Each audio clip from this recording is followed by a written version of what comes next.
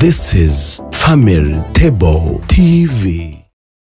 Hello bakunzi ba Family Table TV, ni mama Christine basuhuza. Twongeye guhurira rero mu ruganiriro rwacu kuri Family Table TV. Nizere yuko mumeze neza aho muri hose, mu byo muri gukora byose kandi byiza. Twizere yuko abagize umuryango muryohewe no kubamo. Niba uyu munsi bitaryoshye, kora uko ushoboye biryohe. Kora uko ushoboye biryohe, kuko buriya urugo ni hahandi turuhukira, ni hahandi utaha ufite za stress ukavuga uti ningera mu rugo ndaharuhukira. Ukahasanga abantu beza bakwakiriye, waba uri umwana, waba uri papa, waba uri mama, cyangwa undi wundi utuye muri urwo rugo akanyurwa no kuba hatuye. Yego, uyu munsi rero tugarutse kongera kuganira. Tugiye kuganira iki? Uyu munsi nashatse yuko tuganira ku ngimbi n'abangavu.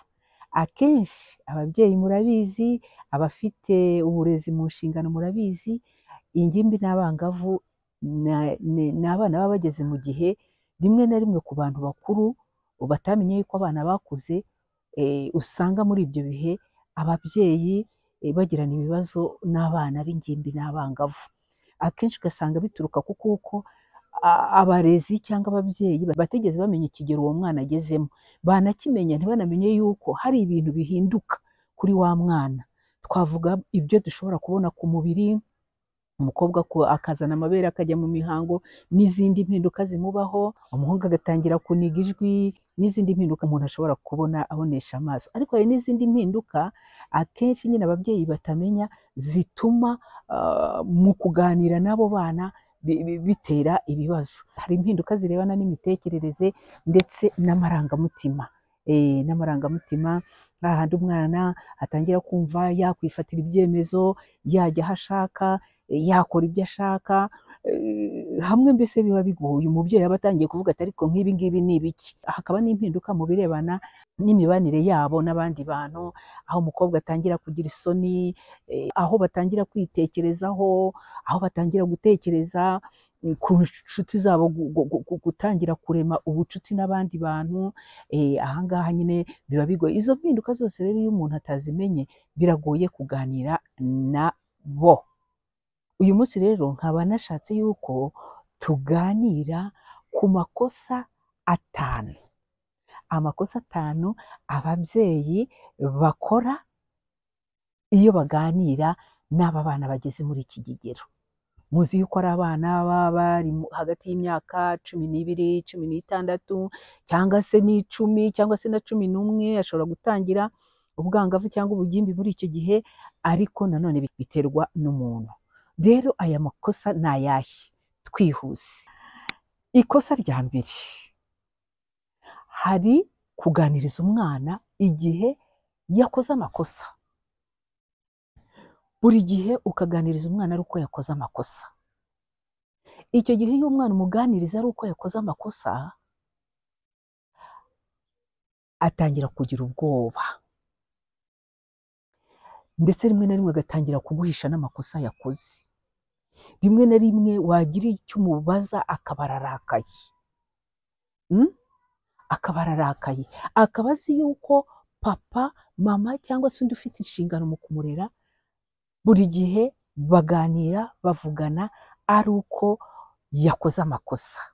Nababwiraga yuko ibi ngibi ari ikosa rikomeye, kuko bituma umwana buri gihe amenyera yuko ababyeyi cyangwa abamurera bavugana nawe ari uko habaye ikibazo gikomeye, cyangwa ari uko bakeka yuko yakoze amakosa, cyangwa se azi neza yuko yakoze amakosa. Icyo gihe rero umwana nta kindi akora, atangira kugutinya, akakwirinda, akirinda yuko uhura nawe. None se mubyeyi, nawe murezi, igihe utahuye nawe urumva wazamenya ibibazo umwana afite? Icyakorwa rero nyine nta kindi, ugatangira kumuganiriza hakiri kare.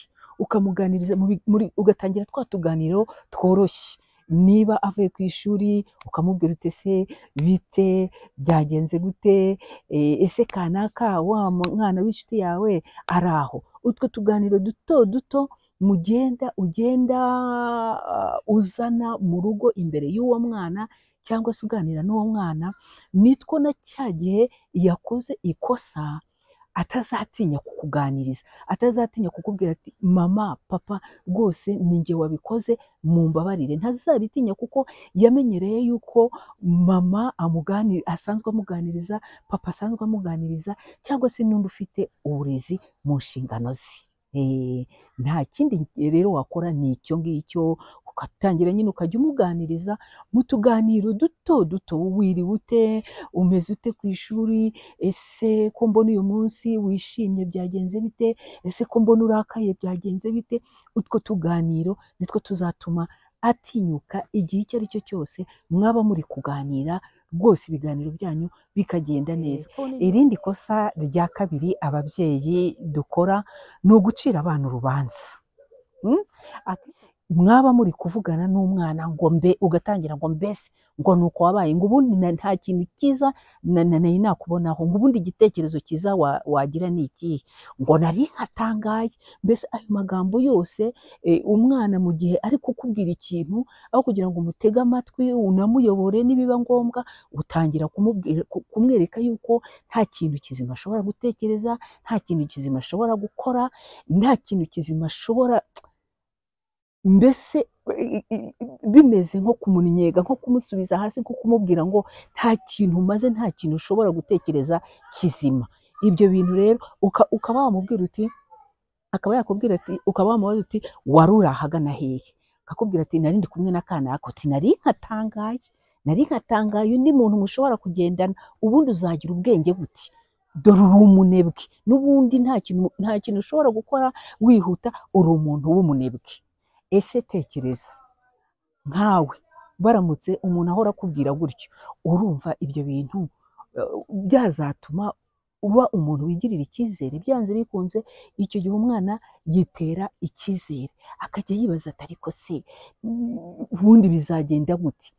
Ibi rero nanone bigaterwa na cya kintu cyo utaramenye yuko umwana yahindutse, umwana yageze muri cya kigero cyo guhinduka, akaba yarahindutse mu mitekerereze, akaba yarahindutse mu mibanire ye n'abandi, ndetse no ku mubiri, ariko cyane cyane ahangaha mu mitekerereze, kuko twibuke yuko ari wa mwana wahindutse mu mitekerereze, ushaka kwerekana yuko azi gukora ibintu, ushaka kwerekana yuko nawe ashoboye, nawe kwaza ubwenge. Igihe rero ugenda umwita umunebwe, ukamubwira yuko ntacyo ashoboye, ntaki, byanze bikunze aho kugira ngo ajye aheza, ahubwo we mubyeyi uri kugira uruhare rwo kugira ngo ajye ahantu habi, ajye ahantu habi. Igihe rero wenda reka natanga nk'urugero, igihe ubona nyine hari aho afite intege nkeya mu biganiro byanyu, niba ari umunebwe wenda atakoze homework cyangwa se umukoro bamuhaye ku ishuri, aho kugira ngo umubwire uti uri umunebwe, ariko uyu mwana yabaye ubu uzamera gute koko, ubunebwe bwawe bizagenda gute? Icyo gihe ushobora kumubwira uti ese ko nabonye utigeze ukora homework, waba ufite ikibazo kugira ngo nkufashe? Ese twakora iki njye nawe kugira ngo ujye ukorera homework igihe, cyangwa se uwo mukoro wo mu rugo cyangwa iyo devoir? Urumva yuko iyo umubwiye gutyo utuje, utazamuye ijwi, kuko urarizamura nawe akaba yarizamura, cyangwa se yafata izindi mechanisme de defense, ubundi buryo bwo kukwirinda. Ariko icyo gihe iyo umubwiye, iyo umuhaye remarque witonze neza, muganira, umubaza nawe icyo abitekerezaho, icyo gihe mugenda mu mujyo umwe, mujyananamo rwose nta kibazo. Irindi kosa rero rya gatatu ababyeyi dukora iyo tuganiriza ingimbi n'abangavu ni irihe? Hari ukwiharira ijambo, kutabatega amatwi, no kudashaka gusuzugurwa. Uti ibyo ngibyo koko turabikora cyane. Akenshi usanga ababyeyi bamwe na bamwe igihe tugiye kuganiriza umwana se cyangwa kugira ibyo tumubwira, usanga nta mwanya tumuha wo kuvuga, ndetse yaba agiye kuvuga ugasanga tumuciye mu ijambo, ntabwo tumuretse ngo abanze avuge nawe igitekerezo cy'uko abyumva, ahubwo tukamuha amabwiriza n'amategeko. Iyo umuciye mu ijambo rero ndetse ukamubuza gutanga igitekerezo cye, byanze bikunze ibyo bintu biramurakaza. Mwibuke yuko aba yageze no muri ya aje nyine ya myaka yo kuvuga ngo nanjye natanga igitekerezo cyanjye kandi kikemerwa. Igihe rero utamuhaye uwo mwanya wo gutanga igitekerezo, ahubwo wowe ukiharira ijambo, umuha ya mabwiriza n'amategeko, ntumutege amatwi ngo nawe agire icyo avuga ku byo uri kuvuga, icyo gihe byanze bikunze bizabyara amakimbirane akomeye. Reka wenda dutange nk'urugero, uje kumubwira uti kuki uyu munsi watinze gutaha? Kuki uyu munsi watinze gutaha? Ibi bintu wihaye ni ibiki byo gutaha mu gicuku? Gutaha mu gicuku buri gukora iki? Ugiye kuzigira ikirara wa mwana we?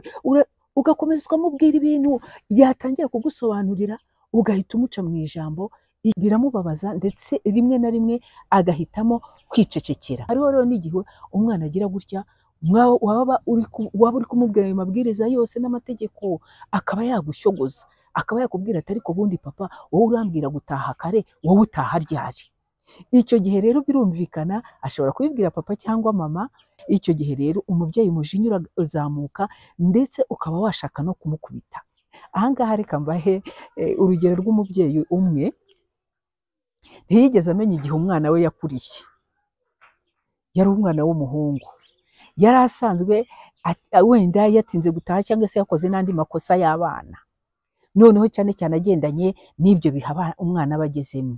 Nyina rero akajya amukubita, amubwira nabi, urabizi yuko iyo umuntu yarakaye avuga nabi, ijwi rikazamuka rikagira gute. Nuko rimwe rero aramubwira ati genda uzane inkoni, genda uzane inkoni, uyu munsi ni njyewe nawe. Uwo mwana aragenda arayizana, nyina amukubita inkoni ya mbere, amukubita iya kabiri. Bigeze aho umwana agira gutya afata nyina mu kuboko, ukuboko aragukomeza. Umwana areba nyina mu maso, nyina aramureba, ayoberwa umwana, ayoberwa ko ari umwana we. Intege mu maboko ya nyina zirashira. Arangije ajya mu cyumba ararira ati mana yanjye, birashoboka ko ntigeze menya yuko umwana yakuze, ese mana yanjye umwana murere nte, nganire nawe gute? Nuko icyaje gukurikiraho nuko yagiye kugisha inama. Ese umwana ko yananiye, ndavuga akavuga nabi. Natwe burya ababyeyi dukora amakosa, igihe umwana wamubwiye nabi bikamubabaza bikamukomeretsa, ukaba waca bugufi ukamusaba imbabazi. Hari undi mubyeyi w'umupapa nawe yaradusekeje ukuntu yagize gutya abwira umwana we, nanone nawe ni umwana w'umusore. Si uko n'abakobwa batagira amakosa, barayagira nabo. Ndaje ndabaha urundi rugero. nawe uwo mwana ise yamutonganyirizaga amanota yagize, yarasubiye inyuma neza, yaragiye ararangara asubira inyuma. Noneho se rero reka azamubaza ati kuki usubira inyuma? Umaze kuba umuswa, za minerivare zanjye ntanga. Mbese amubwira ibintu byinshi bidondobekeranyije byinshi. Umwana aramubwira ati ariko wowe umbwira amakosa, wowe nta makosa ugira, ubu ngubu utaha ryari nijoro? Ise murumva namwe uko yahise amera, umujinya urazamuka n'ibiki byose, no kumukubita, hafi kumukubita. Ariko ibyo ngibyo byanze bikunze nta kindi umubyeyi yakora uretse gushaka uburyo umujinya ushira, agatuza, hanyuma akabona kuganiriza umwana atuje. Ni nabwo amenya impamvu, ni nabwo ashobora kuvuga ati ndagufasha gutya, mbese bakabiganiraho. Akamubwira ati nagize iki kibazo, ngira iki ngiki, ese mwana wanjye nagufasha gute? Aha rero kwanga kwisuzuguza, kutamutega amatwi no kumwima ijambo ari ikosa dukwiye kwirinda. Twiga kubwira abana neza, gutambutsa ibitekerezo byacu tukababwira neza, ariko kandi tunabereka inzira ikwiriye bacamo. Reka wenda afate urugero, umwana ashobora kuvuga ati ushobora kumubwira uti kuki ugenda nijoro, noneho ukamubwira uti aho kugira ngo musomere cyane, uvuga cyane unamubwira nabi, rimwe na rimwe unamukomeretsa, ukaba wamubwira uti rero buriya ntabwo ari byiza kugenda nijoro. Kuba tubikubuza ni ukubera umutekano wawe. Kuba tukubuza kujyana telefone ku ishuri cyangwa kurarana telefoni, ni ukugira ngo usinzire neza, uruhuke, ejo uzashobore gukora, uzashobore kwiga neza. byose tubikora mu nyungu zawe. Icyo gihe rwose umwana muzabigendanamo neza. Wowe rero ukigera hano kuri Family Table TV, turagusaba gukora subscribe kugira ngo ibiganiro byacu uko tubishyizeho ujye uhita ubibona, ukore like, hanyuma kandi ugisangize n'abandi, ndetse n'ibindi biganiro twashyize kuri Family Table TV. Ikindi kandi ujye dusigira ibitekerezo byawe kugira ngo twese dufatanyije dukomeze twubake umuryango n'abawugize. Irindi kosa rero rya kane, kuganiriza abana se cyangwa kuvugana nabo tubakangisha cyangwa tubatera ubwoba. Niwongera, ni urugero, niwongera gutaha bwije uzarara iyo wagiye, hano ni urugo rwanjye, ntabwo ugomba kugenda uko ushaka. Ibyo byose biterwa na ton cyangwa ijwi uri kubivugana, ishusho ufite. Ntuzongere, simbishaka, sinshaka yuko hari ahantu ujya. Mbese buri gihe bikaba ari ukumubwira ngo simbishaka, nugenda urareyo, nugenda ntuzongere kungarukira mu rugo, nuzana amanota make sinzongera kugutangira minerivare. Ibintu nk'ibyo, nutajya gusenga uraba uri umukozi wa shitani. Ni urugero, izo zose ni ingero, n'izindi zose namwe mushobora gutekereza. Icyo gihe rero iyo uhora umukangisha, icyizere yaragufitiye kiragenda, kukubwiza ukuri ibyo byose biragenda. Ni ukuvuga ngo nawe ubwe ahora ashaka za strategy cyangwa se uburyo buri gihe mwaba mugiye kuvugana akaba azi ngo ndamubwira ibi ngibi kuko ari byo ashaka. Icyo gihe nyine birumvikana ni wa mwana uzajya uhora urema urukuta hagati yawe. Icyizere yaragufitiye kikagenda, yewe nawe icyo yifitiye nawe kiragenda, icyo yakagombye kwigirira nawe kiragenda. Murumva yuko rero n'iki kintu cyo kubwira abana tubakangisha, nukora iki ngiki uraba iki, nukora iki ngiki uraba iki, ushobora kubimubwira ariko ugashaka imvugo nziza ituje kandi itamupfobye. Nibuke yuko ni wa mwana ugeze hahandi avuga ngo nanjye ndashoboye, nanjye mfite agaciro. Ibyo bintu rero byo gukangisha umwana, nawe agera aho akaba igikanya, akaba igihararumbo, mbese akaba ikihebe. Akaba ikihebe, akazagera gutya akajya mu makosa y'ubusambanyi, y'ubusinzi, ibintu bibi byose utarigeze ubimenya. Nyaboneka aho hantu naho muhakosore. Irindi kosa ari naryo rya nyuma, hari guhora umugereranya n'abandi. Nyaboneka iryo kosa ababyeyi benshi turarigira, abenshi turarigira. Dore uri umuswa, wagiye umera nk'umwana wo kwa kanaka, dore mbese uyu mukobwa ukuntu yambaye, urabona iyo myenda wambaye ukuntu imeze, se wagiye wambara, se wagiye usa, se wagiye umera nk'umwana wo kwa kanaka. Ibyo bintu ni ibintu bituma umwana atigirira icyizere, ataba we, mushaka kumurema mu ishusho y'undi muntu. Niba ubona umwana hari ibyo adakora neza, wenda mu ishuri atiga neza, wenda yaratangiye kugira imyambarire wenda imwe imwambika ubusa. Murabizi yuko abana b'abakobwa iyo bageze muri icyo kigero baba bireba ubwiza, ari hahandi abana b'abakobwa agira gutya akaba yajyana ku ishuri imyambaro ibiri, uwo ari butahe yambaye n'uwo ku ishuri. Ni ikigero abagezemo bisaba yuko umubyeyi nyine agomba kuba hafi aho ngaho, akagira n'ubwo buryo bwiza bwo kugira ngo babe inshuti binyuze muri bya biganiro. Icyo gihe rero niba uhora umugereranya n'undi, uramubuza kuba we, ahubwo mwegere, umufashe. Niba ari mu ishuri umufatanye buryo ki, murebe buryo ki ku ishuri bishobora guhinduka. Niba ari iyo myambarire, ubwira uti koko wambaye utwenda ukunda ariko tukwambika ubusa, ntabwo umukobwa akwiye kugenda yambaye ubusa. Mbese ukagira uburyo umugarura, aho kugira ngo ugende umugereranya na kanaka. Wimubuza kuba agomba kuba, ahubwo uko nguko ari, niba hari ibyo adatunganya, niba hari indangagaciro ari kugenda mugarure mu neza, kandi muzabigendanamo neza nta kibazo. Twakora iki rero muri rusange? Ngira ngo twagiye tubivuga, ariko igihari ni uko kuganira n'umwana w'ingimbi cyangwa se n'umwangavu, ntabwo ari ukumuha amategeko gusa, si uguhura umuha amategeko, umuha amabwiriza, si ukwiharira ijambo we ku giti cyawe ngo ureke nawe kumutega amatwi. Iyo ababyeyi basanzwe baganira n'abana muri twa tuntu duto duto twavuze, icyizere kiraza hagati yawe n'umwana wawe, akakugirira icyizere. Iyo umutega amatwi yumva wamuhaye agaciro. Iyo utagira ibyo umukangisha igihe muganira, iyo utamucira imanza, ahubwo ukagira uburyo bwiza bwo kuganira nawe, wamuhaye agaciro, wamenye yuko nawe ari umuntu mukuru utekereza, ushobora gutanga igitekerezo, nyabuneka byanze bikunze icyo gihe ibintu bigenda neza. Tangira rero uyu munsi, niba ufite umwana w'umwangavu cyangwa se ingimbi, utangire wige kumuganiriza hakiri kare, bitari uko gusa yakoze amakosa.